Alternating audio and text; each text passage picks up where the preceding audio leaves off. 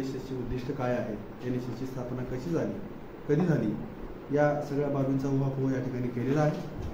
आणि ही गोष्ट खरी आहे, केंद्रीय शिक्षण सचिव डॉक्टर के शहा यांनी शिफारस केल्याप्रमाणे महात्मा गांधी, पंडित जवाहरलाल नेहरू यांची जी कल्पना होती की ग्रामीण महाविद्यालय हे ऊर्जा केंद्र आहेत, ऊर्जा स्रोत आहेत आणि खरी शक्ती ही ग्रामीण महाविद्यालयाच्याच विद्यार्थ्यांमध्ये असते। आतापर्यंत ज्या काही क्रांत्या झालेल्या आहेत ह्या सगळ्या ग्रामीण भागातून उदयाला आलेल्या तरुणांच्याच मधून झालेल्या आहेत। आणि म्हणून गांधीजी सतत म्हणायचे की 75% भारत खेड्यात आहे, खेड्याचा भारत आहे आणि खरी शक्ती खेड्यात आहे। आणि म्हणून या खेड्यातल्या विद्यार्थ्यांच्यासाठी, त्यांच्या व्यक्तिमत्व विकासासाठी, त्यांच्या चारित्र्य संपन्नतेसाठी, त्यांच्या शील संवर्धनासाठी, त्यांच्या नेतृत्व, वक्तृत्व, कर्तृत्व गुणांसाठी, त्याच्या विकासासाठी आपल्या देशामध्ये राष्ट्रीय सेवा योजना नावाची युवा योजना असली पाहिजे असा अट्टहास, आग्रह महात्मा गांधी आणि पंडित जवाहरलाल नेहरू यांनी प्रथम धरला। आणि ही बाब लक्षात घेऊन 1969 साली त्यांच्या जन्मशताब्दी वर्षानिमित्त ही योजना आपल्या भारतामध्ये सुरू झाली। आज घडीला 657 विद्यापीठामध्ये 20,669 महाविद्यालयामध्ये जवळजवळ 39,87,781 एवढे विद्यार्थी या सेवा योजनेमध्ये कार्यरत आहेत। आणि ही सेवा योजना एका अर्थानं समाजसेवक निर्माण करणारी खूप मोठी योजना आहे। कारण आज आपण बघतो आपल्या देशामध्ये तरुणांची संख्या खूप मोठी आहे। आमचा देश हा तरुणांचा देश म्हणून जगाच्या पाठीवर 1 नंबरचा देश आहे। परंतु एवढी मोठी तरुणांची शक्ती असताना सुद्धा आमच्या देशाचा इतर जगाच्या तुलनेत व्हावा असा विकास का होत नाही? किंवा जगाच्या पाठीवर जेवढे काही देश आहेत त्या सगळ्या देशामध्ये सगळ्यात अपव्यय असणाऱ्या किंवा सगळ्यात वाईट गोष्टी आमच्या देशामध्ये का घडतात? आपल्याला हे माहीत असावं की आपला देश जगामध्ये अनेक गोष्टीमध्ये 1 नंबरला आहे। दूध उत्पादनात 1 नंबरला आहे, तांदूळ गहू उत्पादनात 1 नंबरला आहे, टेलिफोनमध्ये 2 नंबरला आहे, गहू तांदळाच्या उत्पादनात 2 नंबरला आहे। परंतु हे नगण्य, हे अपवादात्मक आहे। 1 नंबरची यादी जर आपण खालून सुरू केली वाईट गोष्टीपासून तर त्याची यादी खूप मोठ्या प्रमाणात होते आहे। आणि ही 1 नंबरची यादी नष्ट करण्याचं काम या देशात कोण करू शकतं? तर ते तरुण करू शकतात। याची जाणीव महात्मा गांधींना होती आणि म्हणून ही सेवा योजना आज संबंध देशामध्ये मोठ्या प्रमाणामध्ये कार्यरत आहे। याचं सगळं श्रेय महात्मा गांधींनाच आहे। काय आहे राष्ट्रीय सेवा योजना? केवळ काय महाविद्यालयात येणं, एन्जॉय करणं, कुठेतरी शिबिराला 7 दिवस जाणं, तिथे जाऊन मौज मजा करणं, सहलीला गेल्यासारखं जाणं, असा प्रकार आहे का? तो अजिबात नाही। ही सेवा योजना, या सेवा योजनेत जेव्हा आपण सहभागी होतो तेव्हा खूप मोठ्या जबाबदारीचं ओझं आपल्यावर येतं, याचं भान आपल्याला असलं पाहिजे। राष्ट्रीय सेवा योजनेचे चिन्ह आहे ते आपल्या देशाच्या ध्वजातलं, अशोक चक्रातलं ते चिन्ह आहे, ध्वजातलं अशोक चक्र आहे, त्याच्यावर आधारित हे कोणार्क येथील त्या सूर्य मंदिराच्या वरचं हे चिन्ह आहे। आणि त्यात 8 आरे आहेत बघा, पांढऱ्या रंगाचे। हे 8 आरे काय सांगतात? हे 8 आरे तरुणांच्या सळसळत्या रक्ताचं अष्टप्रहर सांगतात। अष्टप्रहर शब्दाचा अर्थ 24 तास। आणि त्याच्यामध्ये जो लाल रंग आहे सगळ्या पांढऱ्या आऱ्याच्या मध्ये, तो लाल रंग तरुणांच्या उसळत्या रक्ताचं प्रतीक आहे। आमच्या देशातल्या तरुणांच्या उसळत्या रक्तामध्ये अष्टप्रहर 24 तास क्रांतीची बीज पेरण्याचं सामर्थ्य आहे। आणि हे सामर्थ्य प्रज्वलित करण्याचं काम, सक्षमित करण्याचं काम राष्ट्रीय सेवा योजनेतून घडतं। आणि म्हणून आम्ही राष्ट्रीय सेवा योजनेमध्ये सहभागी होत असताना त्याच्यामध्ये आमच्यासाठी काय वाढून ठेवलेलं आहे, आम्हाला काय करायचं आहे, ही सेवा योजना आम्हाला काय सांगते, काय शिकवते, हे शिकण्यासाठी आपण या सेवा योजनेमध्ये यायचं आहे। नॉट मी बट यू हे त्याचं ब्रीद वाक्य आहे। माझ्यासाठी नाही, इतरांसाठी। मी माझं म्हटलं की माझ्या गोष्टीवर सगळ्यावर प्रेम करतो, खूप प्रेम आहे। माझा हात, पाय, डोकं, केस, माझी चप्पल सुद्धा। देवळात जाताना अगोदर आपलं लक्ष देवापेक्षा चप्पलावर जास्त असतं। मध्ये गेल्यावर पुन्हा मी बघतो आपण 10 बार चप्पल तर पुन्हा यायचं नाही। माझं म्हणलं की प्रत्येक गोष्टीवर आपलं खूप लक्ष असतं, प्रेम असतं। आणि इतरांचं म्हणलं की काही का होत नाही। आणि म्हणून आपल्या भारताची जी प्रतिज्ञा आहे, राष्ट्रगीताच्या नंतर आपण प्रतिज्ञा घेतो त्याच्यामध्ये हेतुपुरस्सरपणे भारत माझा देश आहे असा उल्लेख केलेला आहे. तुमचा किंवा आपला असं नाही, भारत माझा देश आहे. कारण माझं म्हणलं की माझ्या प्रत्येक गोष्टीवर माझं प्रेम असतं, तरीही आपल्या देशावर आपलं प्रेम नाही. आणि म्हणूनच की काय, आज आपल्या देशामध्ये खूप मोठ्या प्रमाणामध्ये अनेक समस्या निर्माण झालेल्या दिसून येतात. आणि म्हणून या समस्यांचं निराकरण करण्यासाठी ही सेवा योजना आज खूप मोठ्या प्रमाणामध्ये काम करते आहे. काय करायचं, याचे दोन प्रकार आहेत कार्यक्रमाचे. एक नियमित कार्यक्रम असतो आणि महाविद्यालयामध्ये वर्षभरामध्ये 120 तास प्रत्येक विद्यार्थ्याचे भरणं आवश्यक आहे. 1-2 तास काही विशेष दिनाच्या निमित्त आपण काम करावं लागतं. आणि हे काम करत असताना वृक्षारोपण, राष्ट्रीय एकात्मता, व्यसनमुक्ती, एड्स निर्मूलन, जलसंवर्धन, आपत्ती व्यवस्थापन, किती समस्या आहेत, व्यसनाधीनता, प्रचंड मोठ्या समस्या आहेत. या सगळ्या समस्यांच्या निराकरणासाठी आपण महाविद्यालयीन पातळीवर, ग्राम पातळीवर जाऊन स्वतः प्रबोधन करायचं. हे 120 तास आपले भरले पाहिजे. त्याच्यानंतर एक 7 दिवसाचं शिबिर असतं आणि हे शिबिर हेतुपुरस्सरपणे खेड्यातच ठेवलं जातं. कारण जास्त समस्या कुठं आहे, खेड्यात आहे. शहरात पैसा आहे, शहरात विज्ञान असतं, शहरात अनेक ऑफिस असतात, शाळा कॉलेज असतात, अनेक सुविधा असतात भोवती, म्हणून तिथं फार अडवणूक होत नाही, तिथं फार हेळसांड होत नाही. परंतु खेड्यामध्ये अनेक रूढी, परंपरा, अंधश्रद्धा, ग्राम्य भागामध्ये अनेक समस्या असतात. त्या समस्यांची जाणीव आपल्या युवकांना झाली पाहिजे आणि त्यातून तो तावून आपण बाहेर पडला पाहिजे आणि त्याला उद्याचा राष्ट्राचा नागरिक म्हणून काम करत असताना त्याची जाणीव असणं गरजेचं आहे. यासाठी शिबिरातून 7 दिवस तुमच्यावर वेगवेगळ्या प्रकारची प्रबोधन केली जातात, मार्गदर्शन केलं जातं. व्यसनमुक्ती कशासाठी गरजेची आहे, हे काही तुमच्यासाठी नाही, हे केवळ तुम्हाला सक्षम करण्यासाठी नाही, तर तुम्ही एकदा ट्रेनिंग घेऊन सक्षम झालात की तुम्ही तुमच्या गावात, तुमच्या मित्रांमध्ये, तुमच्या कुटुंबात, तुमच्या शहरामध्ये जाऊन याचं प्रबोधन करणं अत्यंत गरजेचं आहे. आणि म्हणून शिबिरामधून या सगळ्या गोष्टींचं अत्यंत मन लावून आपण काम करायचं असतं. अनेक प्रकारच्या गोष्टी असतात. तिथं आरोग्य शिबिर असतात, तिथं व्यसनमुक्तीचे कार्यक्रम असतात, तिथं सर्वेक्षण असतं, तिथं वृक्षारोपण करायचं असतं.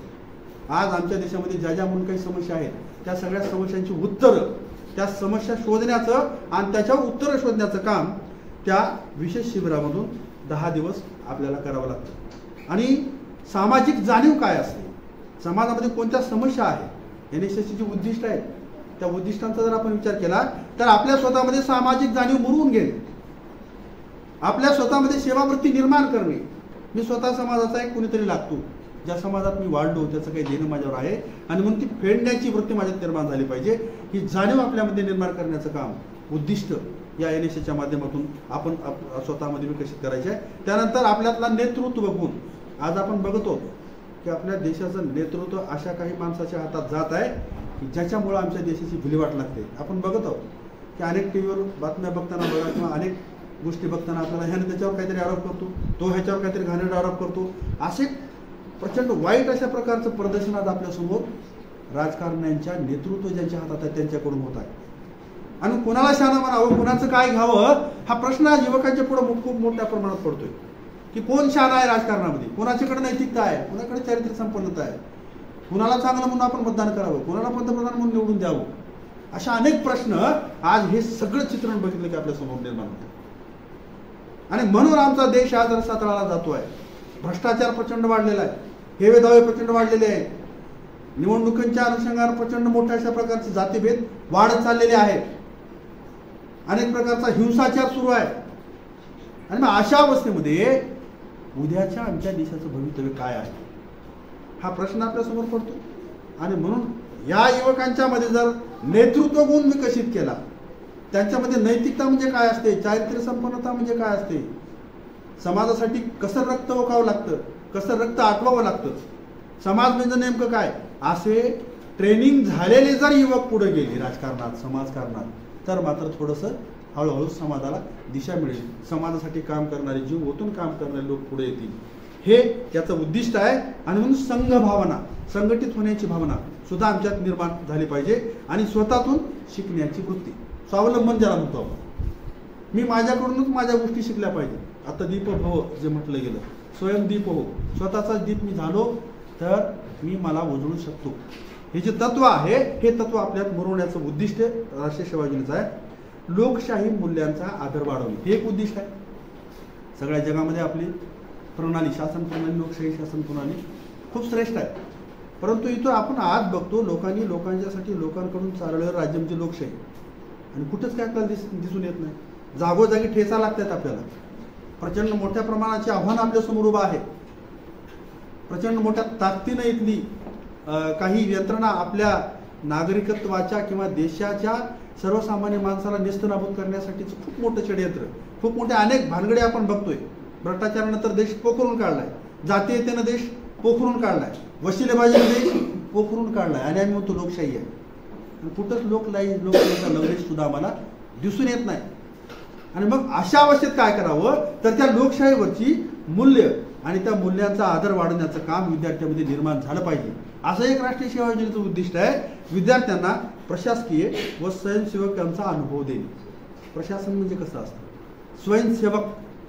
राष्ट्रीय सेवा योजनेतला जो विद्यार्थी असतो त्याला स्वयंसेवक असं म्हटलं जातं. स्वयं म्हणजे स्वतःचा सेवक, आणि इतरांच्या स्वतःची सेवा करता करता इतरांची सुद्धा सेवा करण्याचं काम राष्ट्रीय सेवा योजनेमधून विद्यार्थी करतो. आणि म्हणून अशा उद्दिष्टांना घेऊन जर आमचा विद्यार्थी या योजनेत सहभागी झाला आणि महाविद्यालयीन पदवी स्तरावरचं शिक्षण घेत असताना 3 वर्ष जर त्यांनी अत्यंत आत्मीयतेने हे काम केलं तर तो विद्यार्थी तावून सुलाखून बाहेर पडतो.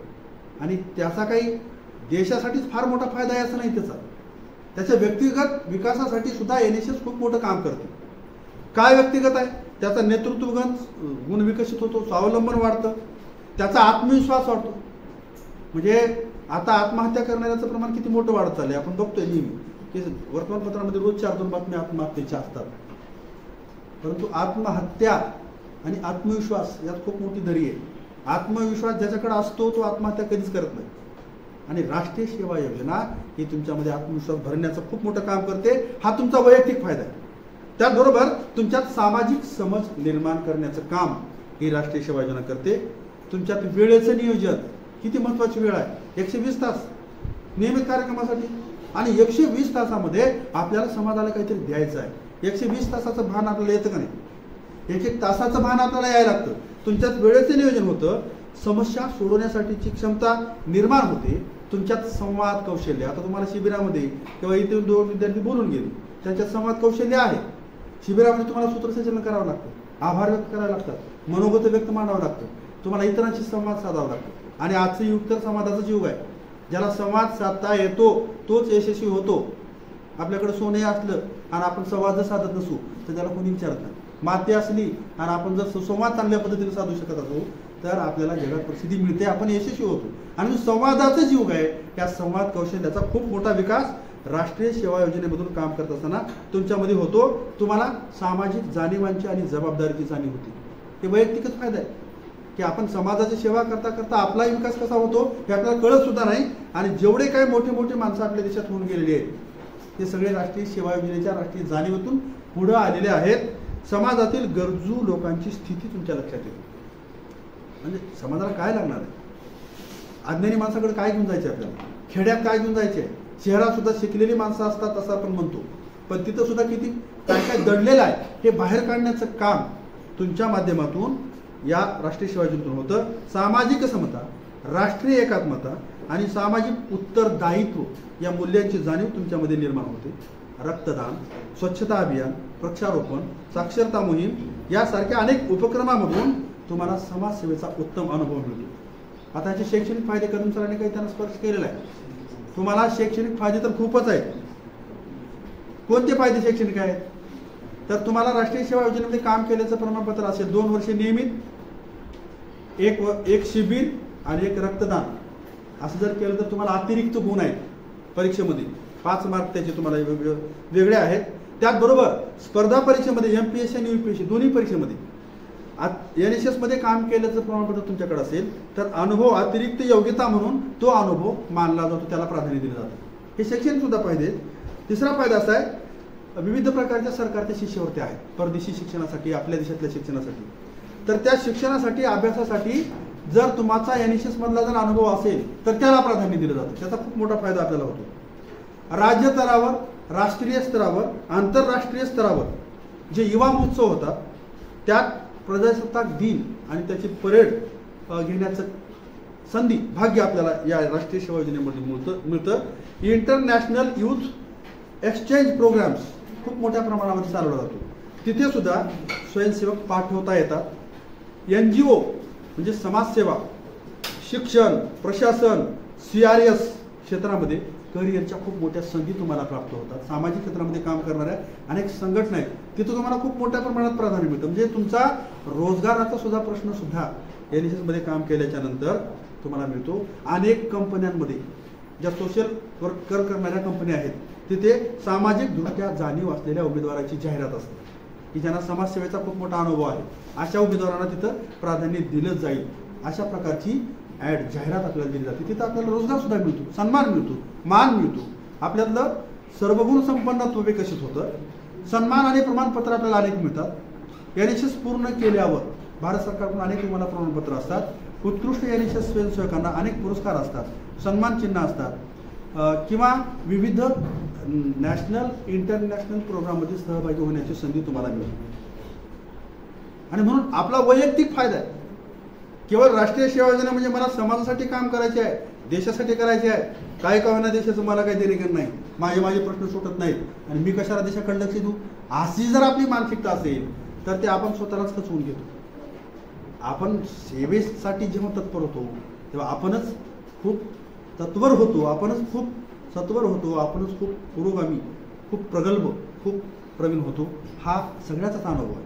आणि आज सगळ्या जगामध्ये तरुणांचा देश, एक नंबरचा तरुणाचा देश भारत म्हणून जेव्हा आपण भारताकडे पाहतो तेव्हा भारतातल्या तरुणांकडे काही अपेक्षा आहेत.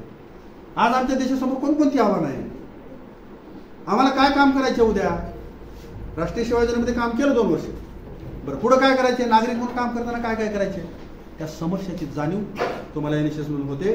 आज जर आपण समस्यांचा विचार करायला लागलो तर अनेक समस्या आहेत.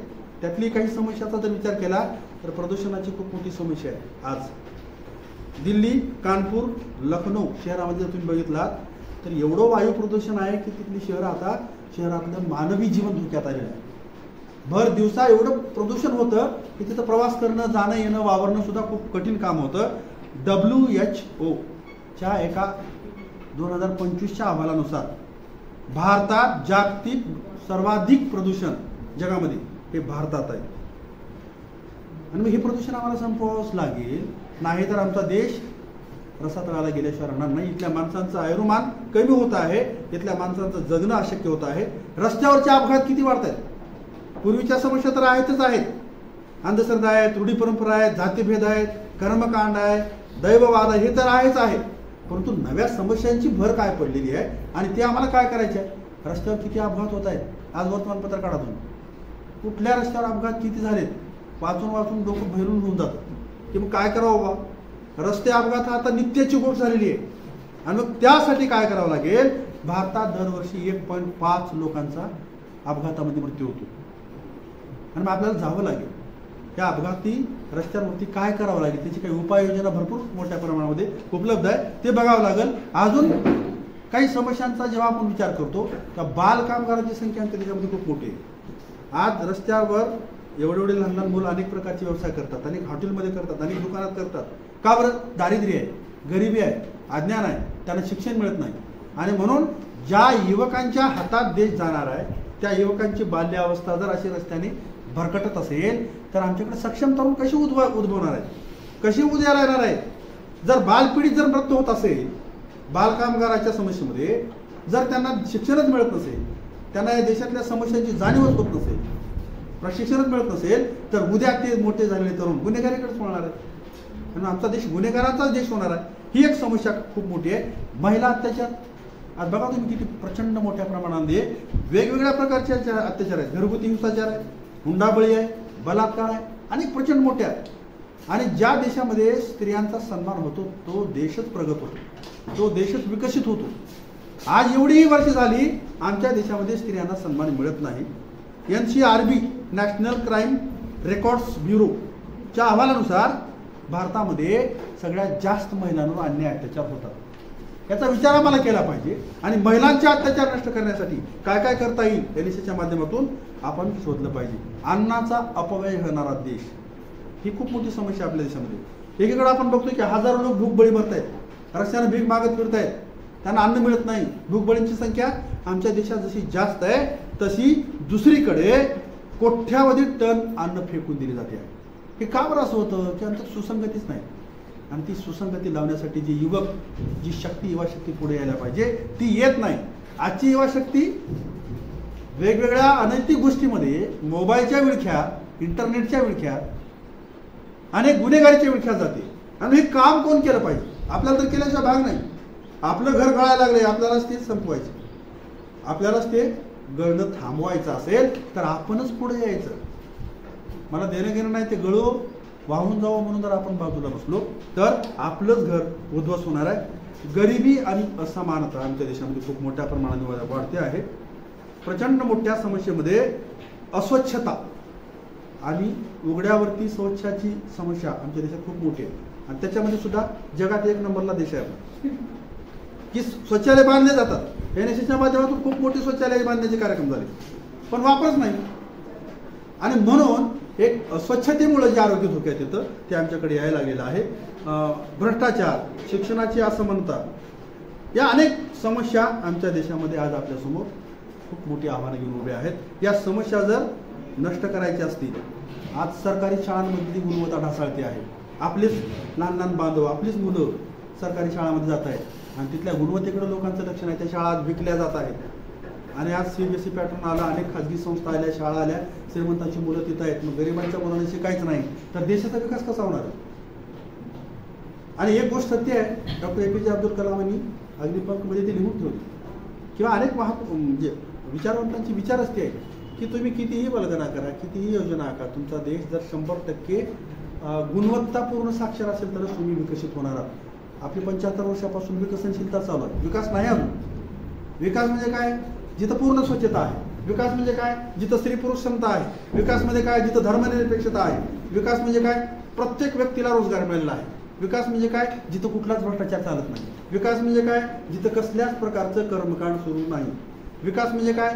जिथं कुठलीच रूढी, परंपरा, अंधश्रद्धा, दैववाद नाही. त्याला विकास म्हणायचं. आणि ह्या सगळ्या गोष्टी घेऊन आम्ही जर भारताकडे बघितलं तर या सगळ्या गोष्टीच्या विळख्यात आमचा भारत सापडलेला. आणि किती महागावतो आम्ही जगाच्या तुलनेत.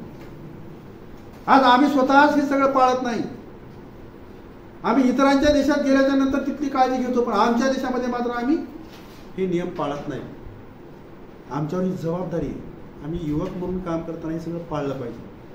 आज APJ अब्दुल कलाम सांगतायत की हाँगकाँग राष्ट्र, तिथे गेल्याच्या नंतर एवढे स्वच्छ रस्ते आहेत. अण्णाभाऊ साठेंचं तुम्ही प्रवास करून जर वाचलात रशियाचं, तिथले रस्ते एवढे स्वच्छ आहेत, तिथली काळी सुद्धा रस्त्यावर पडलेली तुम्हाला दिसत नाही. तिथे कागद रस्त्यावर पडलेला दिसत नाही. हाँगकाँगमधले आपण नारळाचं पाणी पितो आणि शहाळ्या आपण स्वतः कुठे टाकतो? त्या कचरा कुंडीत टाकतो. आपण बिडीची थोटकं तिथं टाकतो, आपण काड्याच्या डब्या तिथं टाकतो, सगळं तिथं टाकतो. आपल्या खिशातलं तिकीट काढलेलं कागद सुद्धा आपण कचरा कुंडीत नेऊन टाकतो. मी भारतीय माणूस दिल्ली म्हणजे हाँगकाँगला गेल्याच्या नंतर, रशियाला गेल्याच्या नंतर, पण हे कुठपर्यंत चालू असतं माझं सगळं हे मी दिल्लीला येईपर्यंत. पण मी दिल्लीला आलो की मीच तुमतो पहिल्यासुरू माझ्याच गाडीत. किंवा इंग्लंडमधला जर तुम्ही इतिहास बघितला तर 350 किलोमीटर गाडी चालवण्याचा जर नियम असेल तर तिथला मंत्र्याने जर अर्धा मीटर जरी अंतर तोडलं तर तो स्वतः मंत्री उतरतो आणि दंड भरतो. आम्ही आज बघतोय आमच्या गाडीची ब्रेक म्हणजे सिग्नल तुटलं, पोलिसांनी गाडी अडवली तर आम्ही सुरू करतो, मी कोणाचा कार्यकर्ता आहे बघ माझ्या गाडीवर कोणाची नाही, तुला कळत नाही माझी गाडी अडवतो. म्हणून आम्ही आमच्या देशाचा वापर करतो. याची जाणीव तरुणांना असणं गरजेचं. हे सगळं आम्ही स्वतःपासून सुरू केलं पाहिजे. आम्ही पाळलं पाहिजे. आम्ही जेव्हा हे पाळू तेव्हा आमच्या देशाचा विकास होणार आहे प्रत्येकापासून. त्या विनोबा भावेंची खूप चांगली कथा आहे की एक मोठा यज्ञ गावामध्ये एका राजाने उभा केला आणि त्या यज्ञासाठी दूध लागणार होतं. राजाने आदेश दिला सगळ्या घरातल्या प्रत्येक लोकांनी आज आपल्या घरातलं दूध टाकीत आणून टाकायचं, कारण 50% दूध लागणार आहे. आणि एवढं मोठं दूध कुठून आणायचं? बाहेर जाऊन आणण्यापेक्षा आपण प्रत्येकाने एक शेरभर दूध आणून टाकायचं. प्रत्येकाने असा विचार केला की आपण जर नाही टाकलं, पाणी टाकलं तेवढं दूध येणार आहे की नाही, आपण थोडं शेरभर पाणी टाकलं कसं पाजून जाईल मध्ये, आणि दुसऱ्या दिवशी 50% पाणी भरलं. असं आपल्या देशात झालेलं आहे. सगळा देश एवढी मोठी शक्ती आहे, एवढे मोठं ज्ञान आहे, एवढे महापुरुषांची परंपरा आहे. किती मोठे मोठे महामाणसं आपल्या देशात होऊन गेले की ज्याचा जगाने आदर घेतलेला आहे. महात्मा गांधी, गौतम बुद्ध, शिवाजी महाराजांचा रशियामध्ये अण्णाभाऊ साठेंचा तुम्ही प्रवास करून वाचा, त्यांचा गौरव तिथं होतो, त्यांची जयंती तिथं साजरी होती. म्हणजे आपल्या देशातल्या महापुरुषांच्या कार्याचा विचाराचा आदर्श जग घेतं. म्हणून आमच्या देशात जन्मलेल्या या महापुरुषांचे विचार आम्हाला मात्र अजून कळलेले नाही आणि हे विचार कळून देण्याचं काम राष्ट्रीय सेवा योजनेतून केलं जातं. आणि म्हणून हा स्थापना दिन साजरा केला जातो. या स्थापना दिनाच्या निमित्तानं आपण सर्वांनी याचं खूप मोठं चिंतन केलं पाहिजे. रास्ते मुश्किल है, एका कवीने खूप सुंदर लिहिले, रास्ते मुश्किल है मगर तुम डरना नाही. असं नाही की आता काय सर एवढं मोठं मांडलं, आता एवढं काय आपल्या होते का, आपली तिथली खेड्यातले, आता शहरातले विद्यार्थी वेगळे, आपण वेगळे, आणि म्हणून गांगावून न जाता रास्ते मुश्किल है मगर तुम डरना नहीं, हर ठोकर से सीख लो कभी थमना नहीं, आने वाला कल तुम्हारा होगा, आने वाला कल तुम्हारा होगा, ये यकीन रखना, सपनों के लिए हर रात हर दिन जगना. आणि ज्या दिवशी आपण जगणार आहोत त्या दिवशीच आपल्याला या देशाचं भवितव्य आपल्या हातात येणार आहे. मंगेश पाडगावकरांच्या खूप चांगल्या ओळी तुमच्यासाठीच, तरुणांसाठी त्यांनी लिहिली. स्वामी विवेकानंद तर म्हणायचे की उठो जागो, किंवा उठा जागे व्हा आणि ध्येय प्राप्त होईपर्यंत थांबू नका. किंवा जो माणूस जागेपणी स्वप्न पूर्ण करतो तोच स्वतःला आकार देतो. आपण झोपून स्वप्न बघतो आणि झोपून बघितलेले स्वप्न कधी पूर्ण होत. युवकांच्या मध्ये आता जागेपणी स्वप्न होण्याची वृत्ती असली पाहिजे. आणि म्हणून सांगा कसं जगायचं, मंगेश पाडगावकरांनी खूप सुंदर लिहिलं. युवकांसाठीच सांगा कसं जगायचं, आपल्याच हातात आहे. हे जग एवढं सुंदर आहे की त्याला सुंदर करायचं, आपलं जीवन या जगावर सुंदर करायचं की कुरूप करून घ्यायचं की संपून जायचं, आपल्या हातात आहे. सांगा कसं जगायचं, काट्यासारखं सलायचं की फुलासारखं फुलायचं, तुम्हीच ठरवा. तुमच्या हातात तुमचं भवितव्य आहे, देशाचं भवितव्य आहे. पेला अर्धा सरला आहे असं सुद्धा म्हणता येतं. अर्धा पेला जर आपल्या समोर असेल तर त्याचा अर्थ प्रत्येकाने वेगवेगळा काढायचा असतो. अर्धा पेला सरला आहे असं सुद्धा म्हणता येतं, पेला अर्धा भरला आहे असं सुद्धा म्हणता येतं. सरला आहे म्हणायचं की भरला आहे म्हणायचं, तुम्हीच ठरवा. सांगा कसं जगायचं, कणत कणत की गाणं म्हणत. हे जीवन गाणं म्हणत जर आपण जगायला लागलो तर खूप सुंदर वाटतं, खूप स्वच्छ वाटतं, खूप चांगलं वाटतं, खूप सहज वाटतं. आणि हे जीवन जर आम्ही रडत रडत जगत असू तर सगळं कुरूप होऊन जातं. आणि म्हणून ही कुरूपता नष्ट करण्यासाठी आपला देश सुजलाम सुफलाम महापुरुषांच्या संकल्पनेतला देश करण्यासाठी, जगामध्ये आपल्या देशाचा नावलौकिक वाढवण्यासाठी आपल्याला NSS मधून काम करायचं. आणि हे आपलं रक्त उसळणारं रक्त इथं मार्गी लावायचे आहे. आज इंटरनेटमध्ये किती काय काय बघता येतं आपल्याला माहितीच आहे. आज इंटरनेटच्या विळख्यात सापडलेल्या तरुणांना इंटरनेटच्या माध्यमातून जगातल्या सगळ्याच गोष्टी मिळतात. चांगल्या गोष्टी जशा आहेत तशा वाईट आहेत, त्याचा आम्ही प्रबोधन. आज डिजिटल मीडिया NSSचा तो कार्यक्रम झालेला आहे की डिजिटल चोऱ्या होत आहेत, डिजिटल अनेक वाईट गोष्टी घडत आहेत, त्याला थांबवण्याचं काम सुद्धा ही NSS प्रत्येक काळात प्रत्येक समस्याची जोडलेली आहे. आजच्या काळात ज्या समस्या आहेत त्याच्याशी ती भिडली, मागच्या काळात ज्या समस्या होत्या त्याच्याशी ती भिडलेली आहे. म्हणजे राष्ट्रीय सेवा योजना ही त्या त्या काळानुरूप सगळ्या समस्या लक्षात घेऊन देशाला आकार देण्यासाठी युवकांना सक्षम, संस्कार सक्षम करणारी एक खूप मोठी योजना आहे. आणि म्हणून मित्रांनो, आपल्याला या योजनेत काही टाइमपास म्हणून यायचं नाही. विशेषतः आज फर्स्ट इयरचे सगळे मुलं आहेत, BA फर्स्ट इयरचे बहुतांश, प्रत्येक वेळी ज्युनियरचे विद्यार्थी असतात, मुली आणि मुलं सिनियर कॉलेजचे आहेत. तुमच्यात प्रगल्भता आलेली आहे. आणि म्हणून तुम्ही केवळ हे व्याख्यान किंवा हे भाषण किंवा हे कार्यक्रम औपचारिकता म्हणून नाही, तर खरंच आपल्याला काहीतरी विचार करावा लागेल. तुमचं उमलतं वय आहे, तुमचा बुद्ध्यांक आता एका वेगळ्या टप्प्यावर आला. काय सांगतात, कोणी काहीतरी सांगतो, घरचे वेगळे सांगतात, शाळेत वेगळे सांगतात, समाजात वेगळे सांगतात. आणि मग काय करावं नेमकं, त्या मूर्ख जावयाची गोष्ट आपण नेहमी बघतोच की मूर्ख जावई तो सासरवाडा निघाला, नवीन लग्न झाले, कोण काय सांगतं ते ऐकून घेऊन आपण ठरवलं पाहिजे. आणि मग त्याचा बाप सांगतो की हे बघ पहिल्यांदा सासरवाडला चालायचं, लावून चोपून जायचं बरं का, पहिली वेळ आहे. आणि मग तो तेवढं ध्यानात ठेवतो, हां लावून चोपून जायला पाहिजे सासरवाडला चालू. आणि मग हेच दिवस होते सप्टेंबर ऑक्टोबरचे. पीक उभारणीला आले, ऑक्टोबर नोव्हेंबरमध्ये काढणीला पीक आले. गावापासून तो सुरुवात करतो जायला. आणि पूर्वी काय रस्ते नव्हत्या, पाऊल वाटा होत्या, गाड्या नव्हत्या, आणि पिकातून वाटा असायच्या. मग तो हळूहळू गावाच्या बाहेर येतो आणि लवून चुकून त्या पिकात घुसतोय का. पण त्या पिकाची राखण करणारा शेतकरी दररोज त्याच्या पिकाची चोरी होत होती. तो दंडोका घेऊन बसलाय झुऱ्यावर, बघतोच कोण आहे, तो निवांतच बसलाय मुद्दावर पकडायचा. आणि हा जेव्हा मध्ये घुसतो तेव्हा तो त्याला बडवायला सुरू करतो, हाच चोर आहे. आणि तो म्हणतो मी चोर नाही, मी सासरवाडीला चालू आहे. अरे मग लवून चुकून असा दडत का चाललास. तर माझ्या बापानं सांगितलं की सासरवाडीला जातात लवून चुकून जा. मग तो शेतकरी म्हणतो लवून चुकून नाही जायचं, आता याच्या पुढे कसं जायचं, हा हू करत जायचं, गर्दा करत जायचं. आता म्हणतो ठीक आहे चला हा हू करीत जाऊ. थोडा पुढे गेला आणि मग हा हू करीत चालाय. पुढं पाशी पार त्यांनी जाळं टाकलं कबूतर पक्षी पकडण्यासाठी. आणि ते जाळा असा हा हू केली पक्षी उडून गेले की जाळ्यात गेलं, सगळं फेलच गेले त्याचं. ते पाशी पार दबा धरून बसलेले आहे, जाळत टाकलेलं आहे, हा हू करीत गेले की पाखरे गेले उडून. त्या पाशी पाद्याला राग आला, माझी दिवसभराची शिकार घातली, त्यांनी बडवायला सुरू केलं. आणि मग तू असा का चालला. तर मला ते शेतकऱ्यांनी सांगितलं बरं ठीक आहे आता याच्या पुढे तू काय करायचं, हा हू करत नाही जायचं, अशीच गुंतो म्हणजे पाखरं जाळ्यात अशीच गुंतो असं म्हणत जायचं. बरं ठीक आहे. आणि तो निघाला अशीच गुंतो. आता पाऊस किती पडला बघितला आपण, चिखल वावरात चिखल झाला.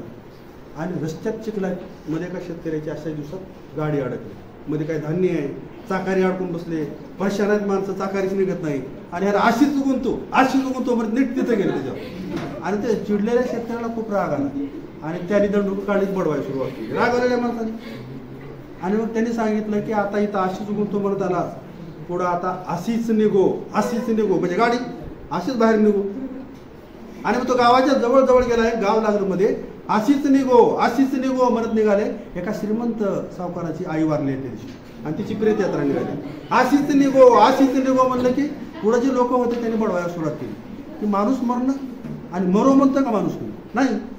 आणि मग एवढा 4 ठिकाणी मार खाऊन सायंकाळ झाली घरी जायला. सायंकाळी जेव्हा तो घरी गेला तेव्हा घरी गेल्यावर सासरा आलाय, त्याचा मेहुणा आलाय, पहिली वेळ आहे. आणि बैल आले, एका बैलाचं नाव पाहुण्या, दुसऱ्या बैलाचं नाव काट्या. तो सासरा म्हणतो अरे प्रवीण, तो पाहुण्या बांध आणि काट्या घे, म्हणजे पाहुण्याला बांध आणि काट्याला मध्ये घे. त्याला वाटलं आता पाहुणा बांध म्हणजे मला बांधते आणि काट्या घालून मला मारते आणि मग तिथून तो धुवून ठोकतो. अशा परिस्थितीमध्ये आपल्याला अनेक जण अनेक गोष्टी सांगणार आहेत.